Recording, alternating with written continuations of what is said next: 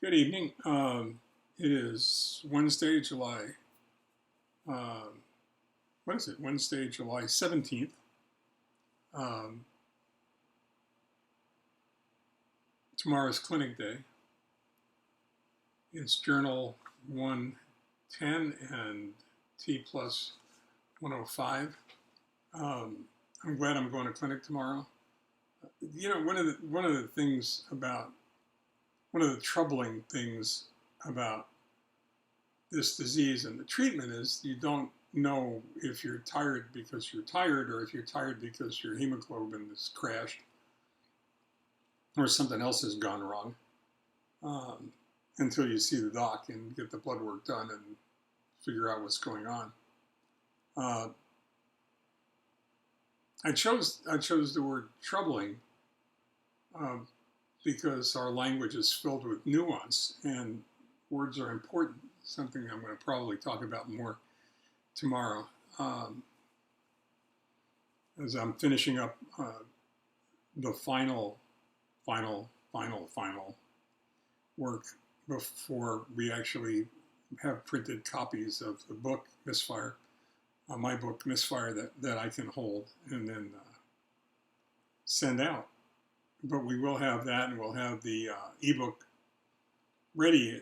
And the reason that it's not ready is because it demands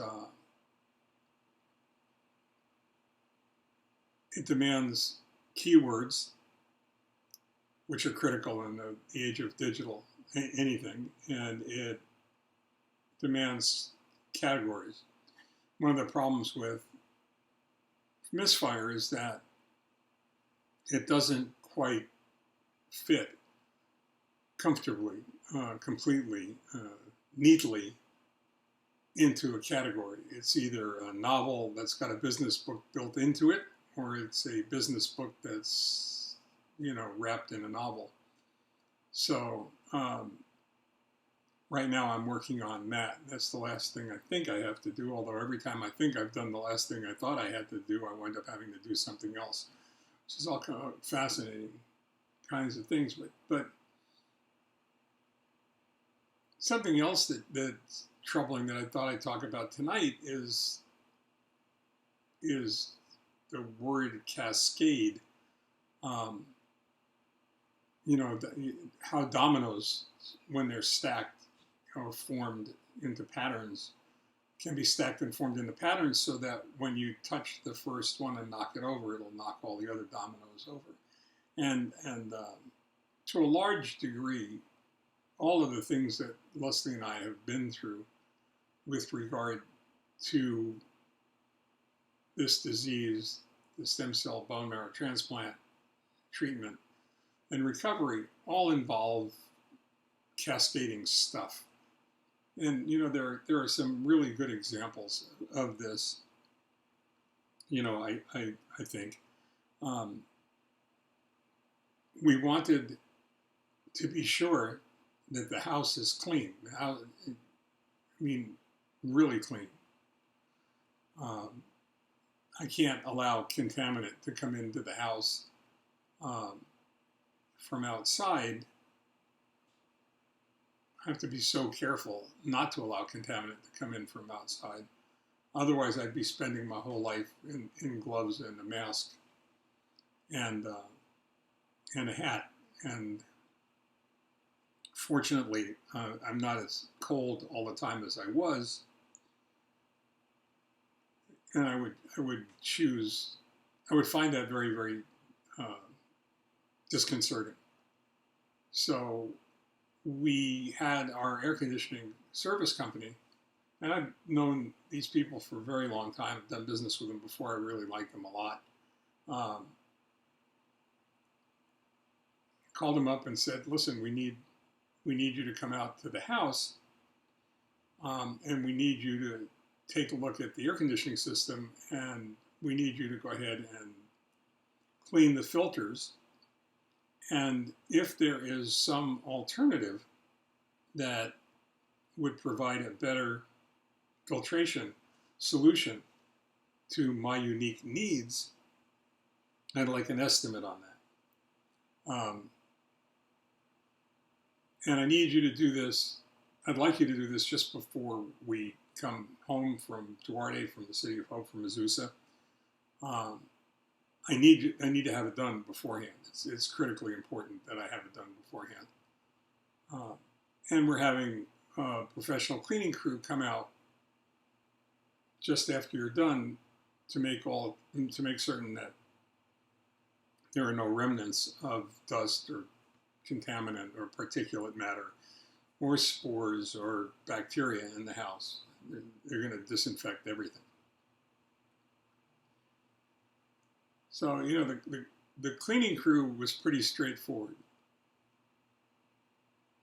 Wanted to make sure the air conditioning company had enough time to do their job. I hate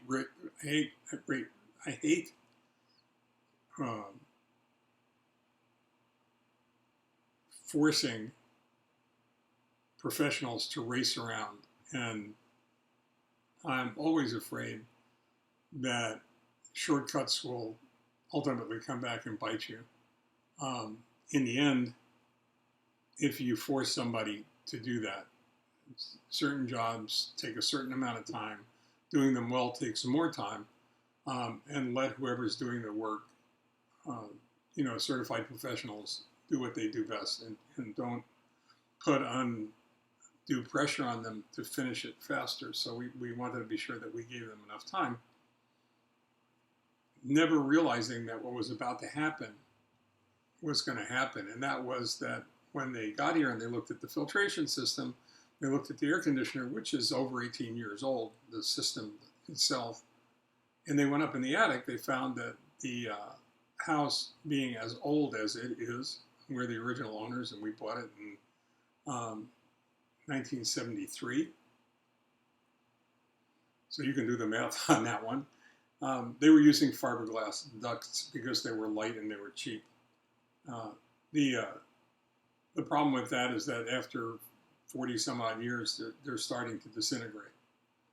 So we went from looking at the filters and estimating a filtration system to recognizing that I needed a really sophisticated ultraviolet filtration system, and I needed new ducts. Now, you know, you want to put a brand new suit on old underwear. I don't think it makes any sense. So from that very small, manageable beginning, we wound up with a completely new energy system, air conditioning, heating, vacuum, HVAC unit. And it's amazing. For the first time in the 45 years that we've been in the house, the vents are perfectly balanced. The right amount of air is going to the right amount of places. One part of the house isn't freezing cold, while the other part of the house is sweltering.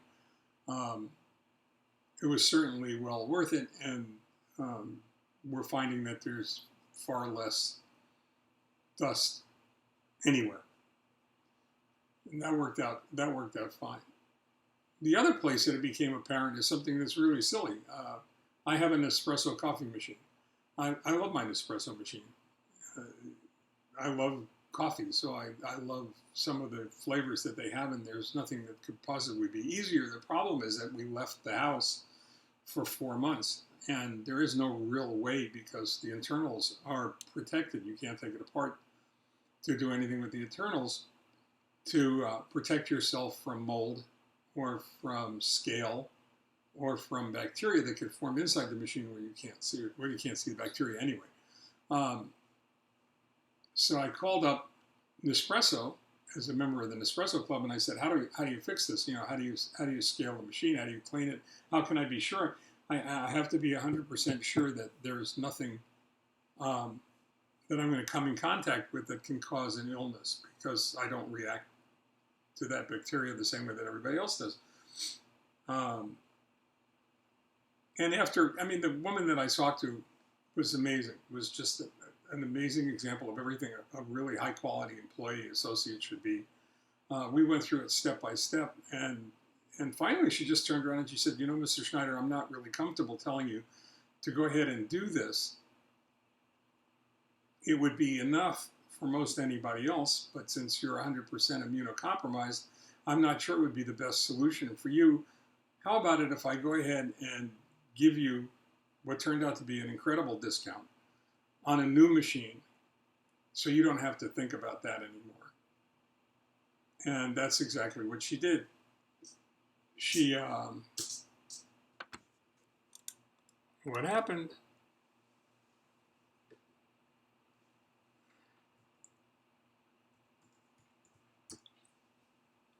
I have no idea what just happened, and I apologize for that. We'll continue. The screen went dark at my end. Hopefully we won't do that again.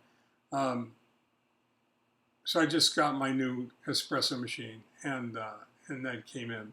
And it seems like everything else associated with, if I get sick, I'm going to get sicker. If I need an air conditioning filter, I'm going to need an air conditioner. If I need to clean my Nespresso machine, I need a new Nespresso machine. And I'm not complaining about that. I just think it's oddly funny, and not funny, haha, but funny, peculiar. So, and I think life works that way. A friend of ours, a dear friend of ours, a friend of ours calls that modern life. I mentioned it before, and I'm pretty sure she's right. That's just the way the Buddhists would tell you that life is hard. Get used to it. Don't whine about it. And I think that's really good advice. So, in that case, be glad that things in your life aren't cascading if they're not. Spend a little time meditating on how lucky you are that that's the case. In the meantime, that's what I'm going to do. I just had a cup of really tasty decaf coffee, and my machine works fine. They sent lots of coffee with it. I bought it, but they sent it. And that's what I'm going to have for breakfast tomorrow morning. In the meantime, stay well, take care. And tomorrow, I think we're going to talk about words, unless whatever happens at clinic is more pressing. Stay well, take care, bye-bye.